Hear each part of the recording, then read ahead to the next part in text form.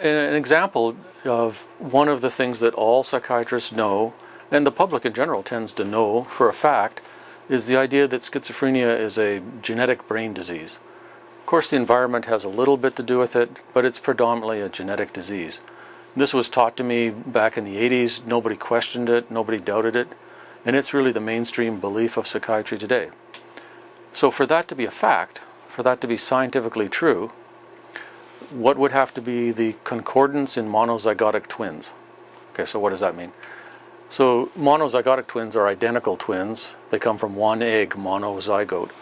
So concordance is if the first twin you talk to is female, how often is the other twin female? Well, of course, it's 100%.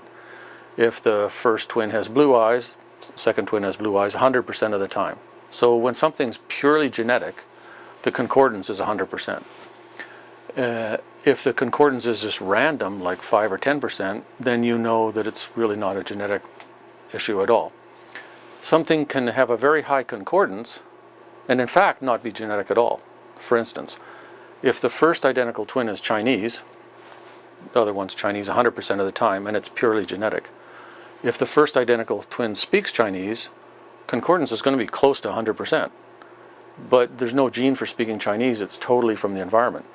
So studying the concordance is really kind of a first pass. If you get a very high concordance, then you have to do other research to figure out, is it really genetic or just appears to be? So for schizophrenia to almost for sure be mostly genetic, what does concordance have to be? Well, it's the mental health field, so it's not likely to be 100%. If it was 90%, I think that would fit. Maybe 80% would fit. The problem is the actual scientific fact that's in the psychiatry literature is that when you add together the best studies, concordance comes out to be about 28%. When the first twin has schizophrenia, the other twin does not have it 72% of the time. An individual person who has schizophrenia, 90% of the time has no relative with schizophrenia at all.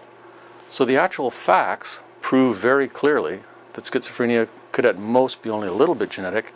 It's mostly coming from the environment, which could be 1,000 different things, but it's not coming from the genes. And so that's just one example of the types of beliefs that are in psychiatry that really run the field that absolutely just aren't scientifically correct. And so in the 1995 book, I did a very academic analysis of that. In this book, it's much more humorous, making fun, telling stories, and rolling it into the story of my life in general, my experience in medical school, and so on.